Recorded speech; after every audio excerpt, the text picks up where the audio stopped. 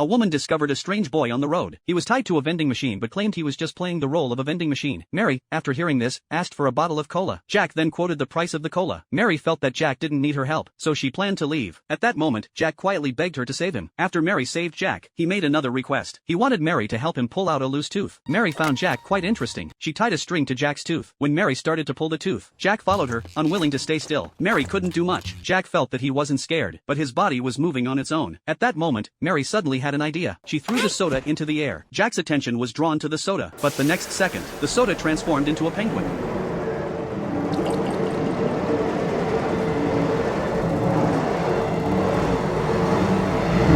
When the penguin fell to the ground, Jack's tooth was pulled out. He didn't even have time to react. Jack thought Mary was just as surprised. Mary walked toward the penguin. She didn't know what had happened either. She hoped Jack could explain her confusion. The next day, Jack brought many things for Mary to throw, but when Mary threw these things, not even a soda bottle turned into a penguin. Jack researched for a long time. They began to replicate what happened the day before, throwing the soda bottles from different angles, but still, no penguin appeared. Jack thought Mary was just playing tricks on him. They had spent the whole morning researching. Jack kept questioning Mary, which made Mary annoyed. She turned and left. Jack realized it was his fault, so he caught up with her to apologize. That night, when Jack returned home, he summarized the data from the research. The next day, he received good news. Jack's friend Mike had caught the penguin and brought it to school, but the penguin wouldn't eat anything. Jack thought it was because the penguin wasn't used to the climate there. They discussed and decided to send it to the aquarium in the big city. However, as soon as they got into the car, the penguin started making noises from the box. Now it was weak, sweating all over. Jack and Mike got out of the car to check on the penguin. When they opened the door, the penguin immediately ran out, but after a few steps, it collapsed on the ground, its body trembling. The penguin twisted and let out a final scream.